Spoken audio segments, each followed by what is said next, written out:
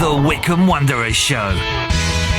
Welcome to the latest edition of the Wycombe Wanderers Show. In the next hour, you'll hear from manager Gareth Ainsworth twice. Once on speaking after the game at Lincoln on Saturday, and again before the end of the show, sort of reflecting on the weather. And also looking ahead to the visit of the league leaders at Ipswich Town, who come to Adams Park on Saturday. Much to look forward to in the last game before Christmas there. We cast our mind back not too far with our Wycombe Wanderers Ex-Players Association slot this week. We catch up with former goalkeeper Scott Shearer, who you may or may not know still lives in the area as well.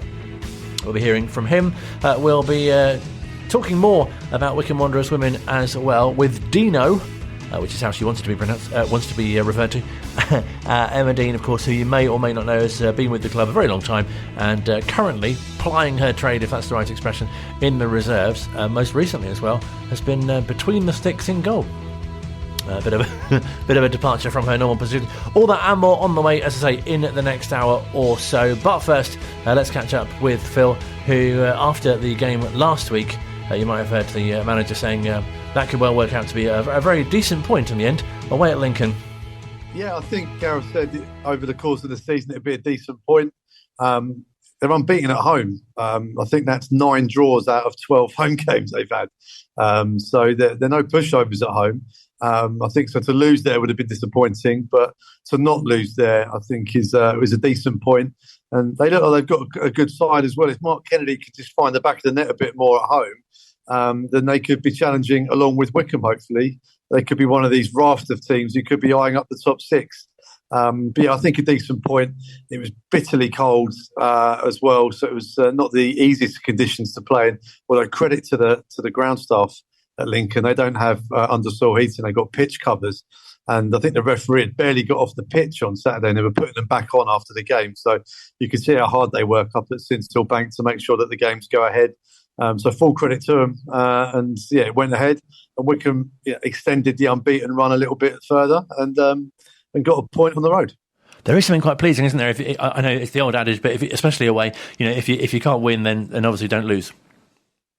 Well, yeah, I think it backs up the home win against Pompey really well, because that's 4 points from 2 games. If you do that across the season, you average 2 points a game. My maths is bang on it, and that probably gets you in the top 6 at the end of the season at least.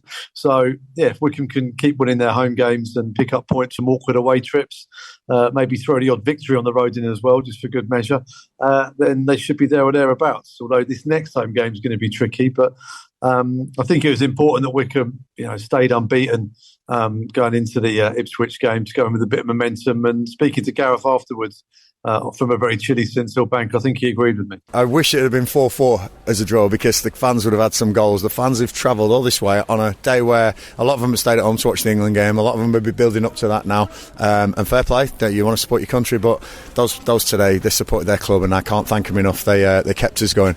It was a case of cancelling each other out today. It really was. They're a possession-based team who create good chances, and I thought we really sort of shut out today. There was no real clear-cut chances for Lincoln today, and I'm really proud of that. I think we probably had the lion's share, not being horrible. I think that they almost scored an own goal. It was a fantastic save from their keeper, and then we've hit the post when that melee there. I thought the ball would hit the back of the net. I think we've had a good amount of corners as well, but I've got to give credit to Lincoln City. I think they're a really well drilled outfit. I think they've got a fantastic young manager. I think he's going to go on to big things, Mark. I think he has a real identity about him, and ethos in the way of playing, and it's difficult. I think being 4 points off 4th place is a really good place to be at the moment.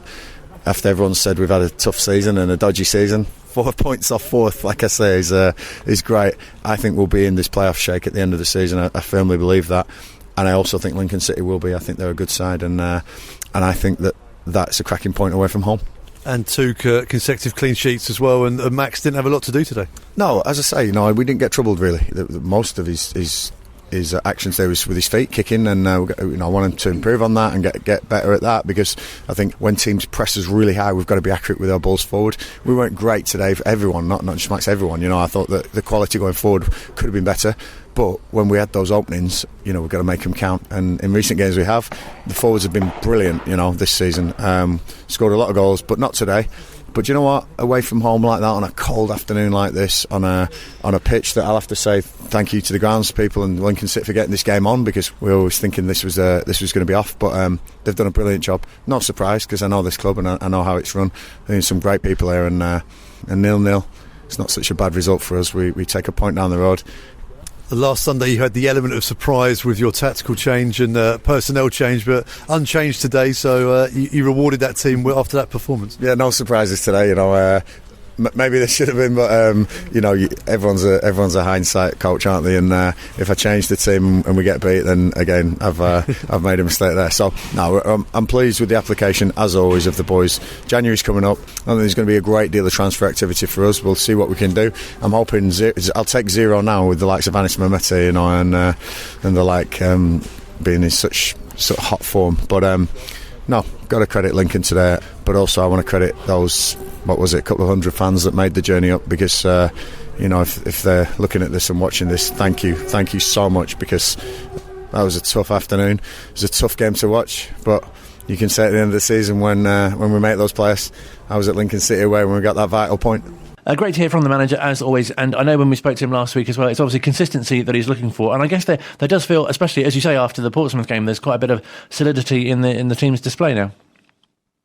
Yeah, and it's really nice, to go into the Ipswich game after our home win. It's been a little while for a home win before that game against Pompey, and hopefully the boys can take that form into the Ipswich game as well, because they've just gone top of the table, although it puts a target on their back now, so maybe psychologically they'll be struggling with being top now after trying to chase down Plymouth. So yeah, we shall see, but we know that Wycombe Wanderers raise themselves for the big games, and there's none bigger than top of the table. Ipswich coming to town should be a bumper attendance for Christmas as well. There's going to be well over 2,000 Ipswich Town fans there as well. Hopefully the Wycombe public respond to ticket sales looking really good.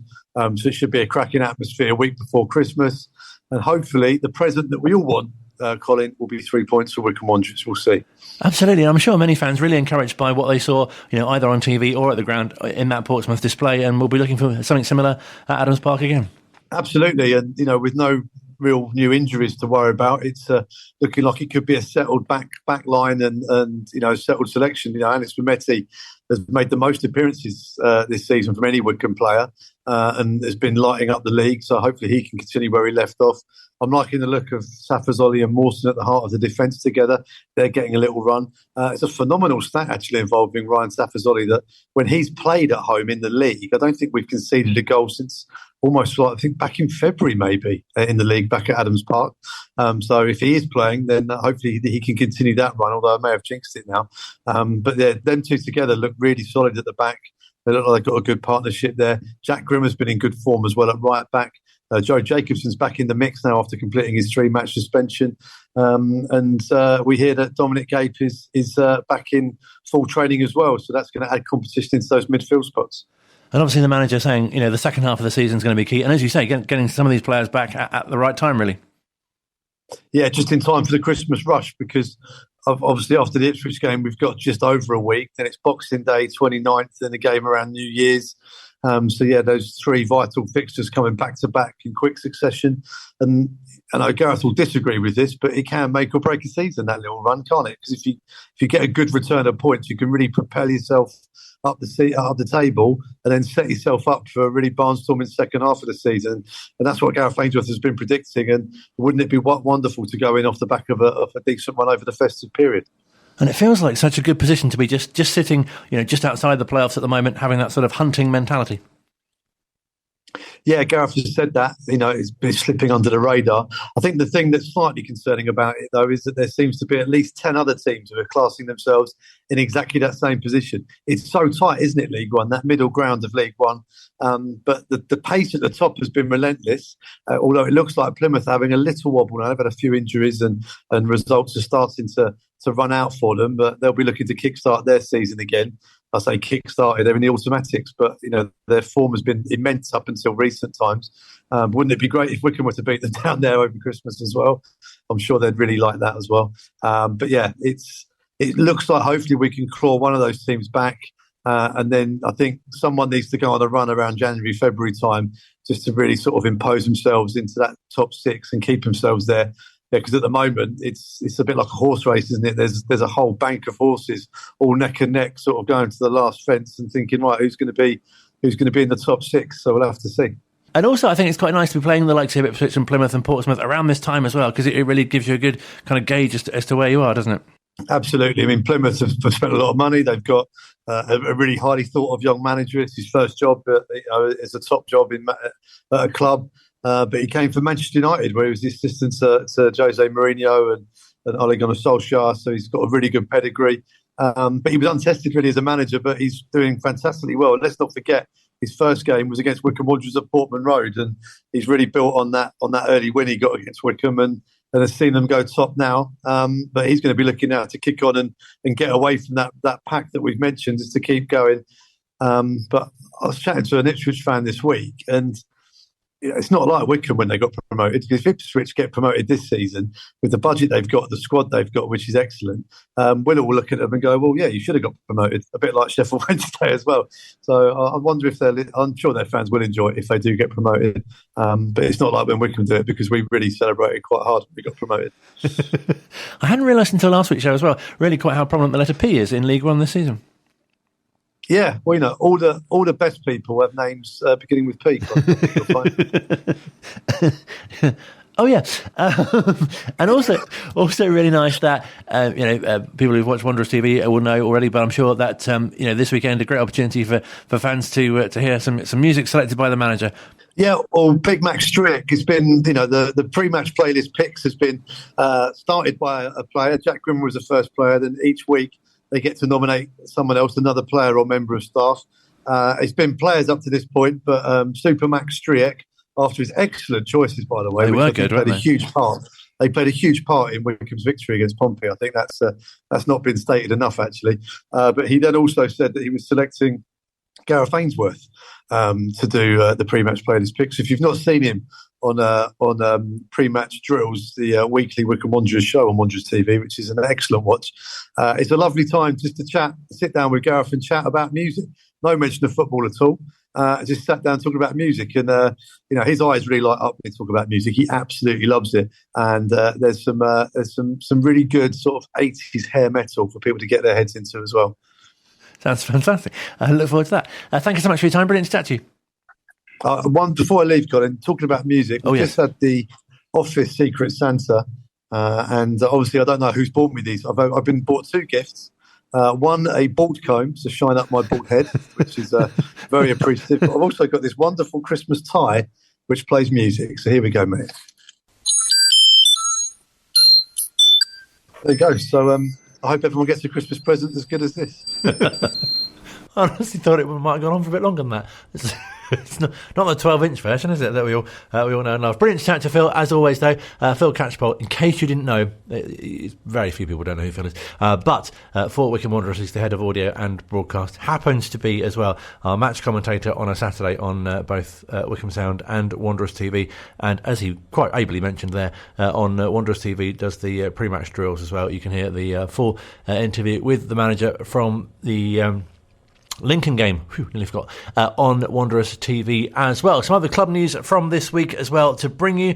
Chris Farino, of course, the fantastic young defender at Adams Park, has opted to play for St Lucia, the national team. He met with Stern John, who of course is the St Lucia manager, and his assistant to confirm that. And a number of other Wanderers players, youngsters who are out on loan, have extended their deals. Adam Leathers, for example, who was once on the books of Leicester City. He's staying at Hampton and Richmond until the new year. That's after initially joining the club on a 1-month loan deal. He's played a couple of games for the Richmond upon Thames side, and is currently wearing the number 17 shirt. So we wish him all the best during his loan spell there as well. Plus, another young chairboy, this time defender, Ben Kaneda, is joining Hanwell Town on a 28-day loan deal. So obviously wish him all the best as well.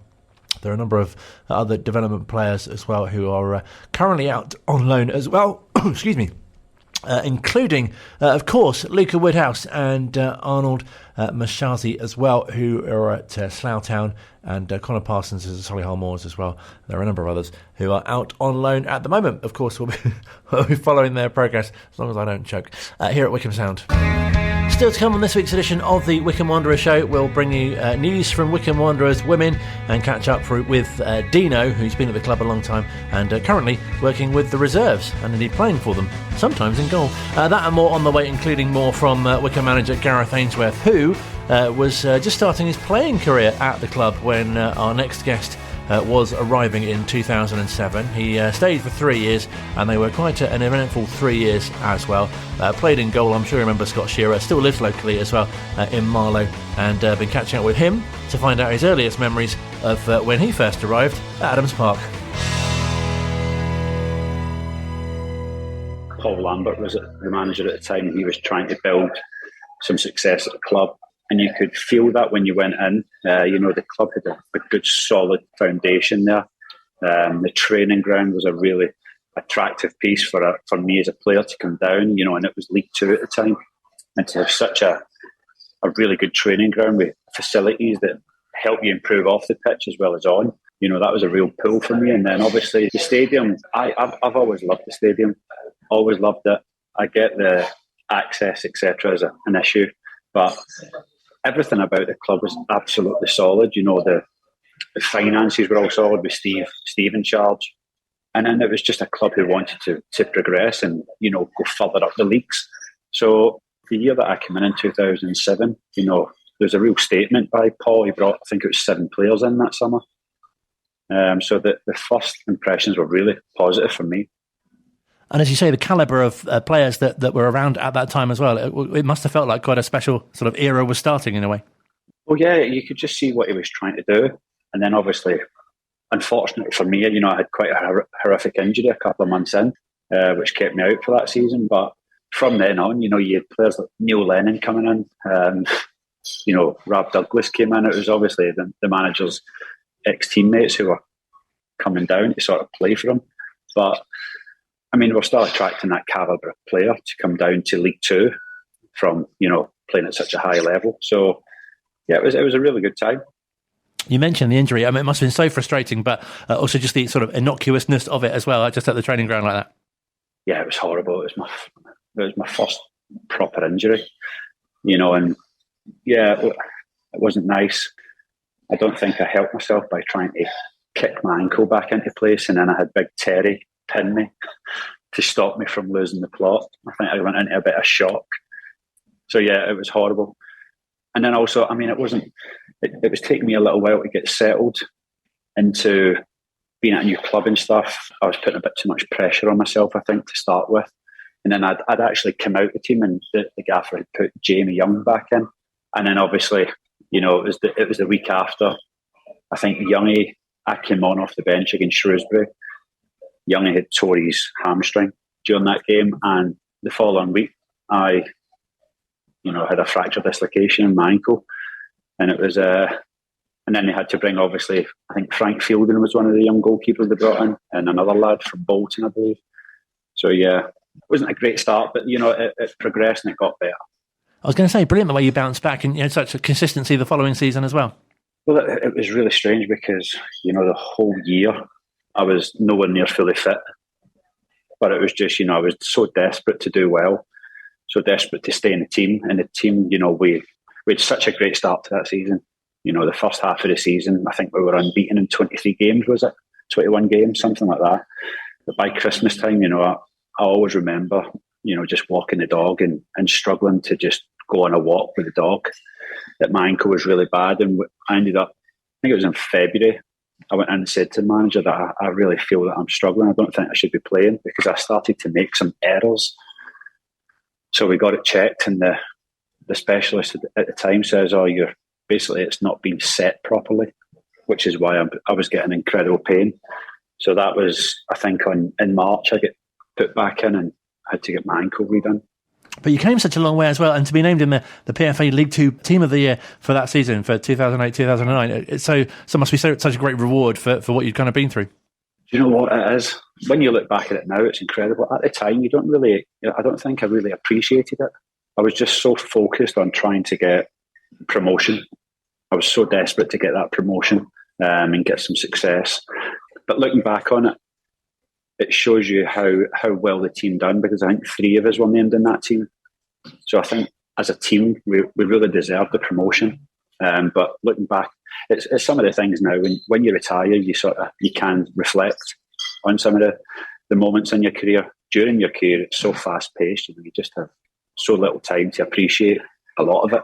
And getting the side out of League Two must have felt a great achievement as well under Peter as well. A brilliant sort of milestone for the club, if you like. Yeah, it was. Do you know what? It was. I think it's probably my best promotion. It was my first real promotion, and it was just. I mean, we couldn't have made it any more hard work, could we? Let's be honest. Taking it down to the sort of. I remember in the media room in the stadium listening to the Bury game. We'd get a guy from Sky Sports telling us that Bury have just hit the bar and the 3rd minute of injury time, and you're just thinking, oh my God, it was so stressful. But when we get told that we've done it and we were up, let's just say that party lasted a long time. And as well, I think if you speak to strikers, they have favourite goals. But as a goalkeeper, do you have particular sort of memorable games where you kept a clean sheet, or particular saves that really stand out? I mean, there's lots of times, but you make loads of saves, obviously, and you have good games, you have not so good games. But I mean, I think it's just one of the games that really does probably stick out for me was Norwich at home, and I got man of the match that game. And it was one of the games you come off and you just know you've done everything you could, and you've earned the man of the match. Sometimes you get man of the match and it feels like your parents are giving it out because you probably didn't really deserve it. It's just somebody's view of it, but. Yeah, that was one of the games that I felt I really deserved the man of the match. So overall, how do you look back at your time at the club? Absolutely loved it. And it was, I love the way the club's gone now with Gareth and Dobbo in charge. It's such a good club. As someone who's retired now, you're able to look at how football as an industry really is. And, the way Gareth and Dobbo do it, I really love it. When I was at Oxford at the end of my career, I used to pop in and have a coffee, and Blooms was still a player there, and you just saw it, and it was just such a great atmosphere. And I think that's what the club's now given. It's not just successful and probably overachieving at the level Gareth has been doing it, but the players that are there absolutely love it.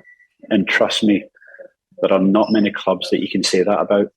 Obviously, from my time at the club, it's only progressed, which is such a nice thing to see. No, definitely. And so many clubs, the manager doesn't get the time to kind of build the culture that Gareth has. And obviously when you come towards the end of your time there, that was just when Gareth was starting, really. Yeah, Gareth came in, he was playing. And I mean, he was, as good as a manager he was, as a player. Obviously, I was in my late 20s, and Gareth just made you step up personally, your own standards as a player. So I imagine, that's what he's taken into management. And the players he brings in, they do a lot of due diligence on who they're bringing in is going to be a right fit for the club, because he doesn't want people in, no prima donnas. He wants people who are going to come in and do what the team needs. And you sort of see that by the players he brings in. They're all incredibly unselfish. And you imagine as well, in the dressing room, he was a pretty similar character to how he is now as a manager, just getting everyone really G'd up. He was nuts. He was absolutely nuts. But I mean, in such a good way, like you say, it was so positive. And I always remember every time he would come in the morning, he would do a big scream, and it would just make everyone smile, make everyone sort of posture up a bit and know, right, you're in here to work. And then I used to always remember he wouldn't train every day because he was in his 40s at the time. But in the gym, oh my God, he was an absolute animal. And he was just, like I said, he just brought the standard up massively. And I know as well, many goalkeepers there, not too keen to take too much credit. And I'm sure you want to pay a lot of tribute to kind of defenders and other players that you had in front of you as well for your success during your time there too. No, not at all.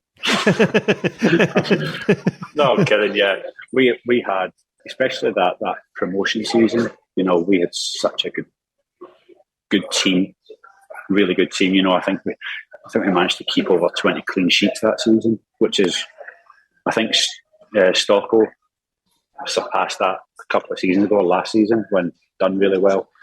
But I mean, it's such a hard feat to do, and it's a credit to the whole team then. But at the time, I had big Mike Williamson in front of me, David McCracken. These guys, Leon Johnson. These guys were amazing to have in front of you because they were just honest men who would go out there and try their hardest, and they were, to help matters. They were really good defenders.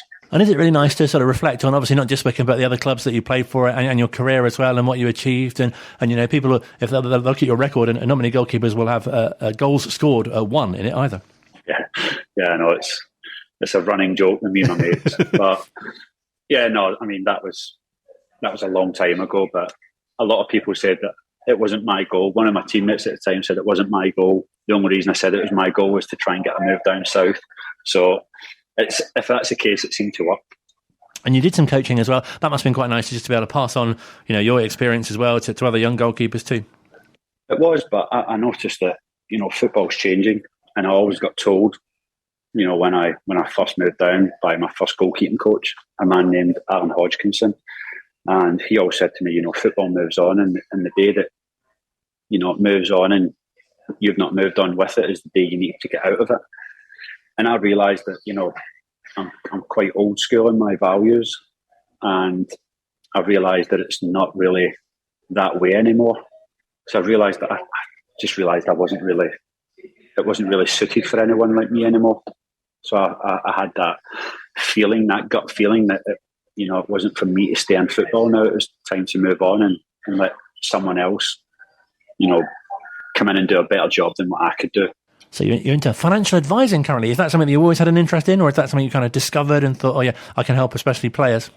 It's a bit of both. Obviously, when you have a footballing career, you get told often enough that it's a short career. You've got to make the most of it, especially financially, because like you say, you don't know when it's going to end. You don't know what your next contract's going to be, so you've got to sort of be clever with your money. But it was actually because when I first moved down, I actually got some really poor financial advice, and this was before it was heavily regulated, and it sort of didn't help me in a way. I lost a good bit of money out of it, and it always sort of was a sour taste in my mouth. And then it was something that I'd obviously looked at throughout my whole career and looking after my own money. And within that, I sort of probably didn't do the best I could do by not taking sound financial advice. And then towards the end of my footballing career, I was noticing that, there were still players making the same mistakes that I was making, as a young 22, 23-year-old. So I thought that was it. I could be the bridge from, having the career that these young lads want to have, the longevity of it, and being able to give them sound financial planning throughout that, knowing what they're going to go through along what stages along the way. And that's the way it sort of worked out now. I'm starting to bring players on as clients and really sit down and go through. And the beautiful thing about it for me is that I can be myself. I don't need to worry about what I'm saying to them. They know what I'm saying to them is because I really want them to achieve something. And by the time they end their football career, I want them to have something to fall back on. That must be so relatable as well, because obviously you've had your career as a footballer as well, rather than someone who's just done been a financial advisor. Yeah, and that's it, and I think that's what allows me with the lads that I look after to just be so honest with them and upfront and quite blunt. And it's like I'll say to them, if they want to take my advice, perfect. If they don't, I'm pretty sure that they'll come back later on and say, I wish I'd taken it. So the majority of them, if not all of them, have listened so far, and they're in a really good place, which is amazing. But again, it's not a transactional thing. For me, it's more holistic. I want to, work with these lads, until their retirement and help them through the different stages of life, because, things change quick in life, as we know. So it's very rewarding for me. I understand you can often be found on the golf course as well. Yeah, usually in the rough. Usually in the right-hand side of the fairway. But no, yeah, I'm a member down at Harleyford golf course. So yeah, I play down there quite often. And obviously the ex-players have a golf there as well, which I understand you've been a good participant in, along with Steve Hayes as well, as you mentioned. And really nice that the ex-players, provide that opportunity for, teammates from so many different eras to kind of come together and have sort of shared experiences too. Yeah, no, it was really good. My first year, Steve invited me to come down and play a part of his sort of four ball. We went down and it was a great day. There was a lot of people there that have done a lot of good for the club. just nice to see some old faces as well as, the new faces that are taking the club forward. And as you touched on at the beginning, it must be so nice for you as well to still be living locally and trying to really reflect on how far the club's come, even just since your time there as well. Massively. I mean, even like I said, there was a big pull for me to go to the club with the facilities that it had. But I mean, the club's progressed that even forward, even more so moving forward, and it's amazing. The training ground is really nice. The stadium, the pitch surface is incredible, and then it's just a case of now, I'm trying to get down there to support the club as much as I can, and be a fan now. I mean, especially when the team got to be in the Championship, because I remember when Steve came and took over, he had this sort of 5-year plan to get the team into the Championship, and a lot of fans thought, struggling in League Two, we're not going to reach the Championship. But it's been so incredible, this kind of journey as well, as you say, under Gareth and the culture that he's built there too. Yeah, definitely. I think, like I said, I think a lot of the foundations are put then to where Steve obviously wanted to try and help the club get to. It didn't happen for whatever reason, and then Gareth and that done really well to steady the ship, and it's now in good ownership again, and the club's progressing. It's just to think that Gareth has got Wycombe Wanderers into the Championship is just ridiculous, if I'm honest. It just shows you don't need enormous budgets. If you can lead and manage players and give them clear instructions, these players are good enough to sort of get to that level. Really enjoyable chatting to Scott Shearer, and thanks as always to the Wycombe Wanderers Ex-Players Association. Fantastic to speak to the former stars of the Wanderers each week. I thought it'd be nice to continue the Scottish section of the show. We had Jack Grimmer on live last week, and the defender had another good game after Phil praised him last week as well, this time against Lincoln, so I thought it'd be nice to hear from him. What do you mean it would work better if we'd have done it earlier in the show after we'd heard from Gareth post-match at Sinsel-Bank? I know. But here he is chatting to Phil about another clean sheet. Jack, and 0-0, so we have to talk to defender after that, but a clean sheet, from your point of view, a good day? Yeah, I think so. I think it was, it's always nice to keep a clean sheet. Obviously, I would have rather we won.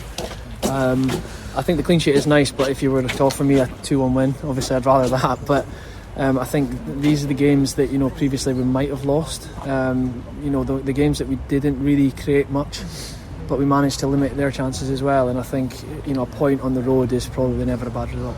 In a very tight game like that, keeping the clean sheet's important, because Wycombe nearly got away with the goal at the start of that second half, hitting the post. Yeah, I think so. And the keeper as well in the first half, I think their defender kicked how it's not gone in. I just think when that happened, I thought, okay, let's not concede, because we're going to have to really work hard to get a goal. And like I said, you have games like that maybe sometimes, last Sunday against Pompey, the quality's there and things are flowing. You come away today, the quality's not there, and people just aren't on the same page, and that's football. No two games are the same, but I think it's important, if you aren't going to score, then come away with a point, and then you've got a massive game next week to look forward to.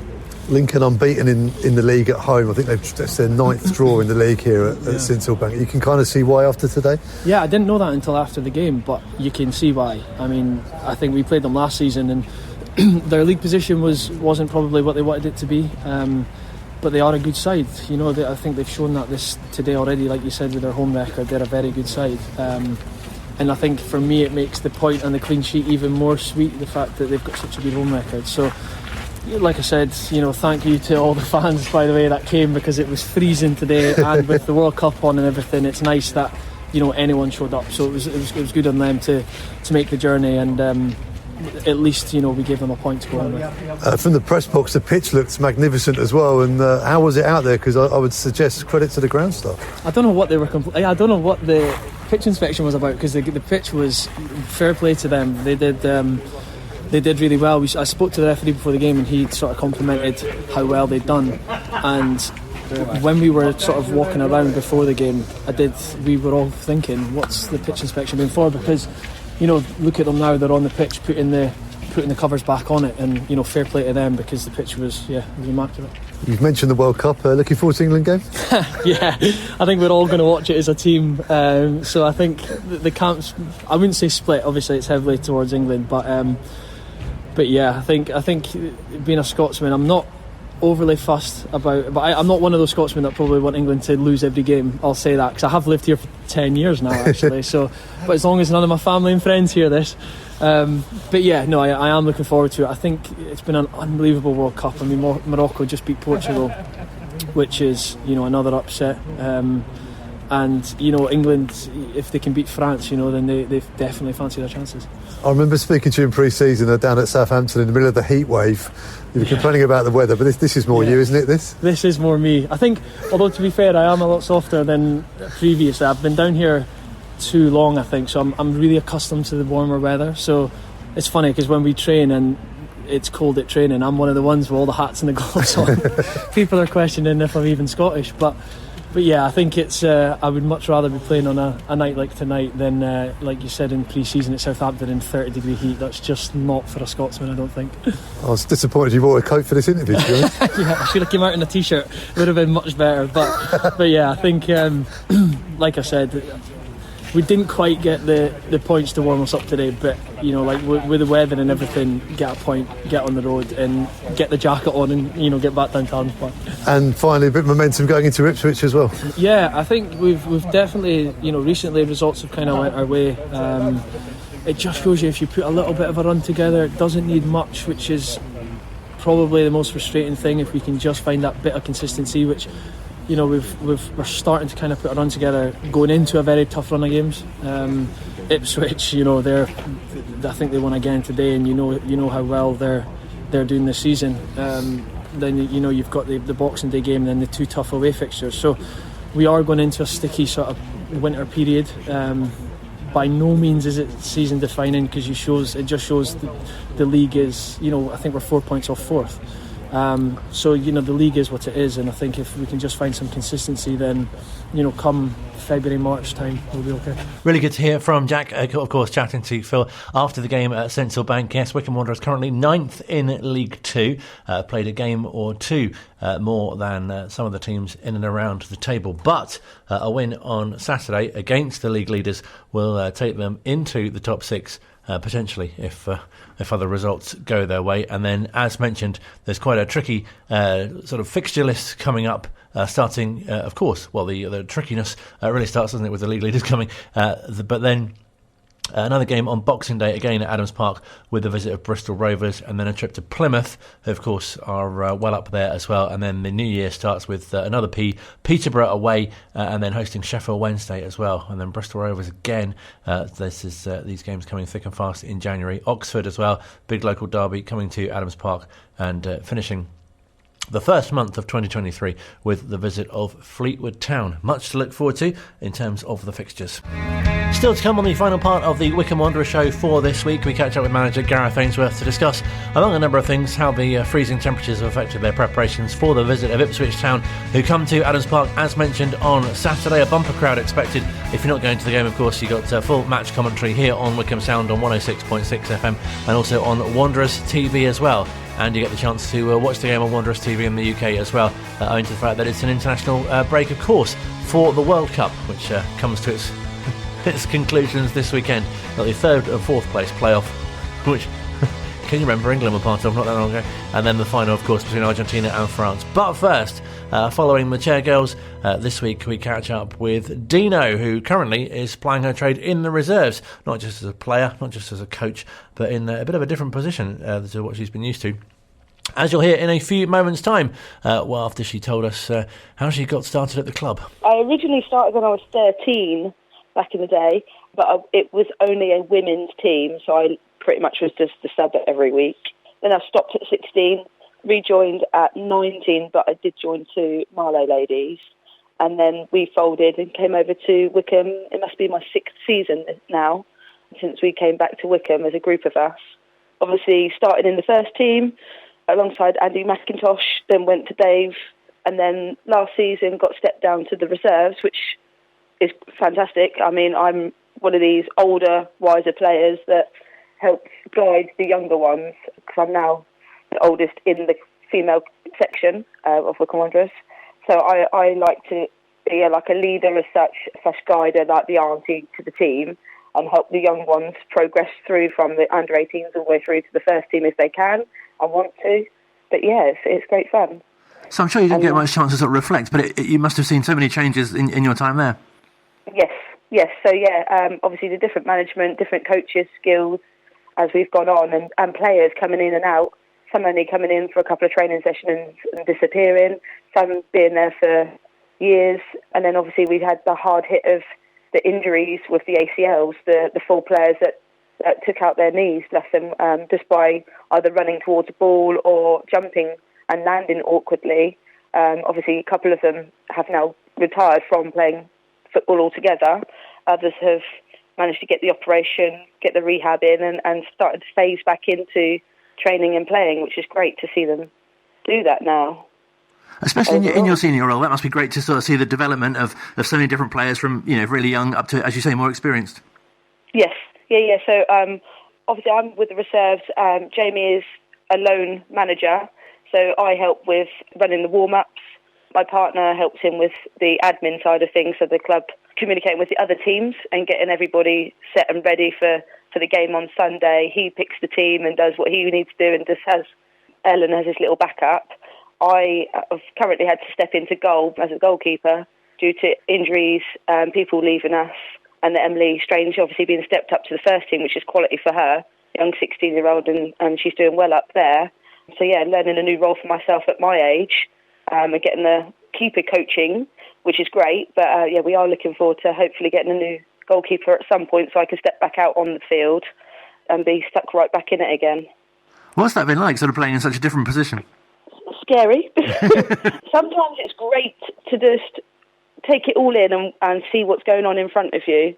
But I don't know if you've ever been to one of our games, Colin, where I pretty much talk the whole game and literally just tell people to shuffle left, right, squeeze them up, shut them down. Lose my head occasionally when a simple goal goes in if it is an easy mistake that we could have rectified quickly. But we're currently top of the league, which is brilliant for us. Obviously, our youngest players are 16, all the way through to me at 36. So we've got a nice mix of age groups, experiences, and we just fight for one another, which is brilliant. No one ever gives up. A couple of weeks ago, we came back from 2-0 down at half-time to win against S4K 3-2. It's like you couldn't have asked for anything more in that match at that time from all the players out in front of me. But it's brilliant.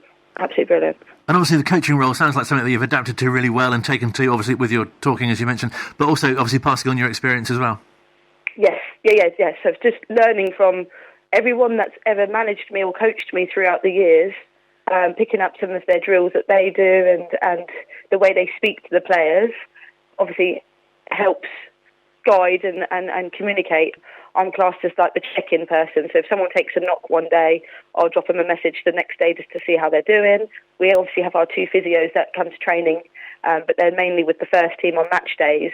I took on a role of sports injuries and taping techniques, learned all of that so that I can assist on match days for the reserves especially, and I sometimes go to the under-18s games if I can get to them and assist there as well.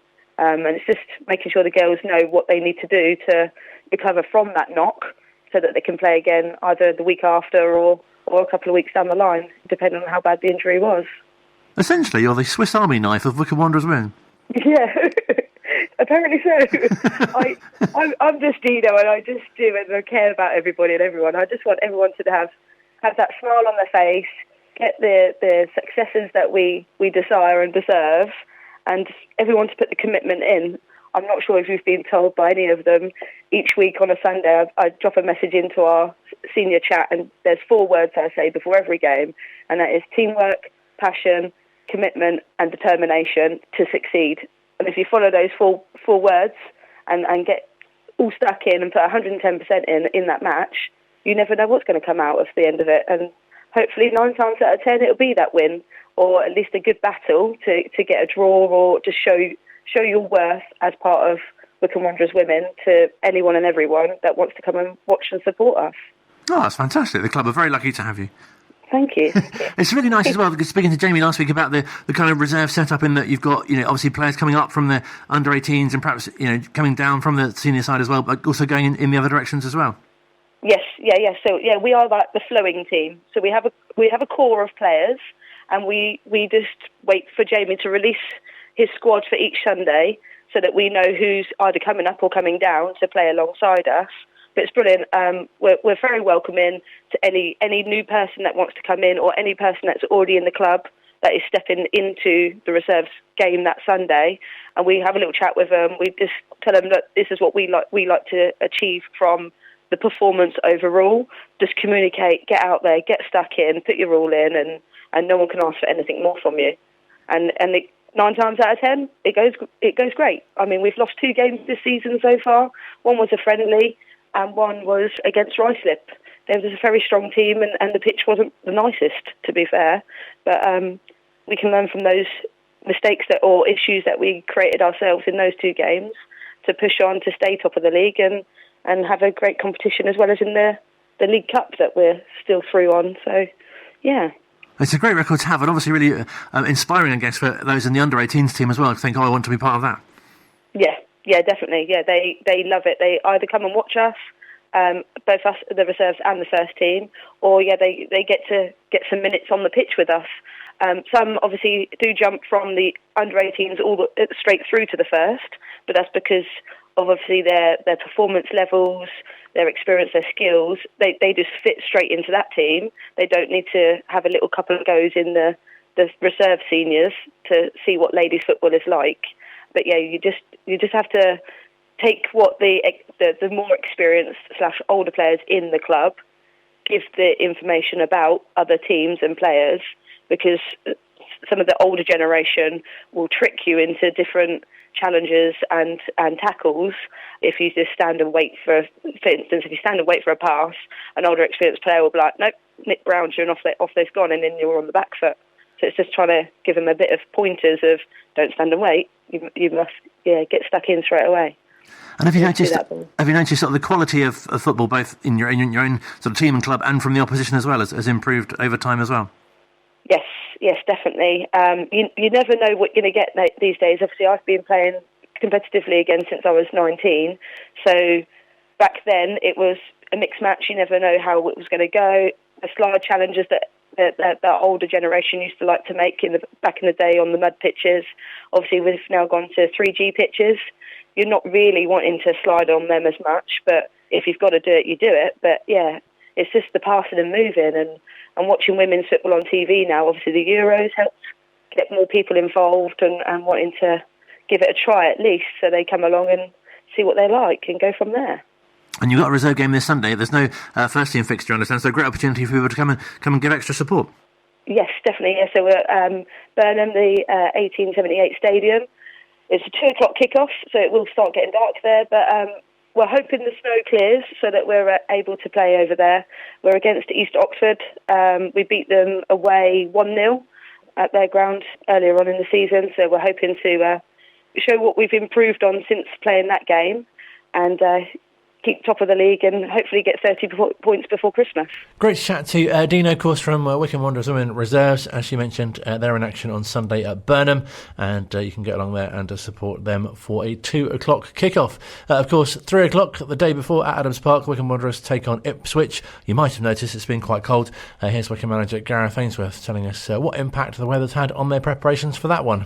Yeah, obviously it's difficult. We've had to change the venues of training, but we're getting a training session in every day, which is important. I'm sure that a lot of teams are struggling at this time of year, and they'll be inside training and outside training. I think it's important to have got your principles of play involved into the team, in the summer months and the months when you're allowed to train, because this comes into the season every year. You always get these periods, and sometimes you can't work on what you want to work on, so you rely on things you've done and your identity working up to the games, so everyone should know how you play and know, what it takes to be in a Wycombe team.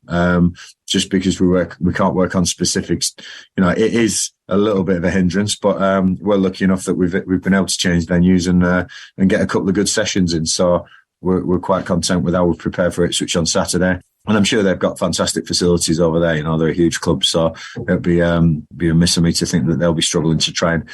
Some of the northern teams, the smaller clubs, I'm not sure how they'll be able to get sessions on, and I think this is a big telling part of the season. So yeah, we're lucky. It's cold, but you expect that in England at this time of year, and we're ready for this game on Saturday, and then a real tough Christmas period coming up after that. And do you feel that you're going into this game, despite the weather, sort of very well prepared, and that the team is doing well at the moment? I know you said after the Lincoln game that it might well look back on that as a good point at the end of the season. I'm looking back now as a good point. Definitely, it's anything on the road is good. Yeah, we're prepared. We're prepared as good as we can be. One thing is we're adaptable here, so we'll work and we'll make the most of any situation as we've done, as we've learned over the years of having nothing. Now we've got stuff. We still don't just. We're not just become these prima donnas who expect everything. We'll still work hard to, if we have to clear some snow or we have to, work hard to find a venue and make things work, we'll do it. And I think that's for the beauty of Wycombe Wanderers. And prepared as we can be for Ipswich on Saturday. And having the league leaders come into town must be something that both yourself and the players are really relishing. Yeah, of course. You've got to play league leads at some stage. And I think Ipswich have shown that they're, a huge club in this division. Them and Sheffield Wednesday seem to be pulling away a little bit, and rightly so. You look at those two clubs and the history in them, and the money they've spent is it's not a surprise to see them at the top of the league. So, but they are beatable, and we know that, and we seem to be hitting form at a decent time, and let's see what kind of game we get on Saturday. Because I think a lot of supporters certainly getting quite excited by it, and I guess as well, maybe fans who might have gone to Premier League games, obviously they're not at the moment. A great opportunity to come and see some great football just before Christmas. No, it's true. Yeah, I mean, there's been a starvation of Premier League, hasn't there, over the last 2 or 3 weeks, and the World Cup become more sporadic now that the less teams are in it. So yeah, it's an ideal opportunity again to showcase League One and show the quality in League One. I think that over the years, especially the last 5 years, the quality has improved, tenfold in League One. Some of the teams that are in there now, gone are the days where it was sort of two halves of 92 teams. You seem to have the Premier League and the Championship that were all these top teams, and then 1 and 2 were all these other teams. Now, League One is definitely a real mixture of, 7 ex-Premier League teams or 8 ex-Premier League teams. It's crazy. So we've really got to showcase what we can do, and I'm sure that Ipswich coming to town is a brilliant opportunity for people to get down Sevens Park and see a good game. Would you say that's the main factor as to why things are kind of so tight? Because it seems like even from the bottom to the top, there's not much in the difference in the teams. That seems to be even more so than previous seasons. Yeah, the quality is getting better in football, Colin. And you can only pick 11 players, and there's a lot of good players around. So I think gone are the days where the disparity in the top and bottom are huge. I think that, you look at the teams that have come to us and your Cheltenhams we've gone to, your Forest Greens, your Morecambes, they've all been hugely competitive games. And so same as the Peterboroughs and the Plymouths and the Ipswiches, hopefully, So we've got to respect everyone in this game. It's, the money in the game gets you a big squad, but anyone can put a decent 11 out. And I think that's been shown this season. We're really close, and we know that a couple of wins on the board propels you out of the league, but a couple of defeats can sink you down the league as well. So we've got to be consistent, and that's what we'll be hoping for on Saturday. And I must ask about your musical choices for Saturday. That must be something you've had a bit of fun sort of compiling.